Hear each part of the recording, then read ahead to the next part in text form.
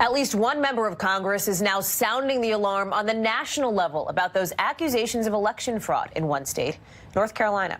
A Democrat on the House Oversight Committee wants an emergency hearing as investigators look into charges that this political operative working for the Republican in the 9th District race hired workers to illegally gather up absentee ballots from voters.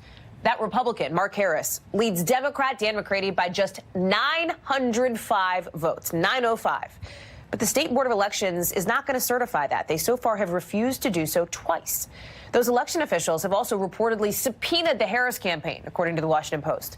NBC's Leanne Caldwell is in Bladen County, North Carolina. And Leanne, we are getting really our first look at some of the numbers here related to this issue of how many absentee ballots we're talking about as it relates to the margin in this race, right? Fill us in.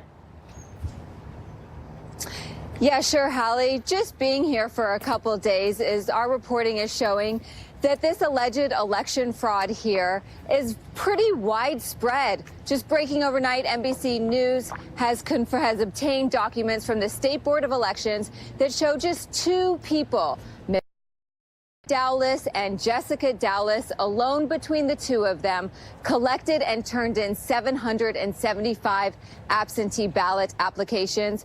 And that's in addition to our own reporting, where we have found just a handful of people, including Jessica Dowless, have turned in dozens and dozens of other absentee ballot applications.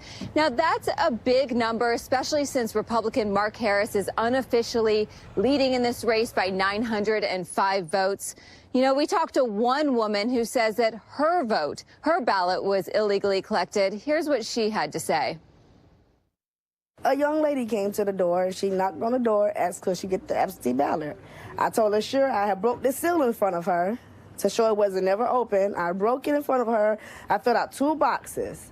She said she would fill the rest out, that it wasn't important. I signed it, gave it to her. It was not sealed. She said she would seal it and come back to me and show me that it was sealed.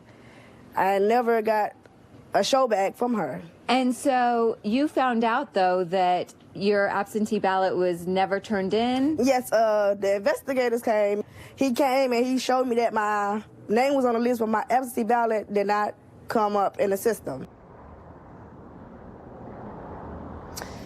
And so, Hallie, it's a step to the State Board of Elections, who is investigating this to determine if this will impact the outcome of the race or if they will hold a new election. Hallie.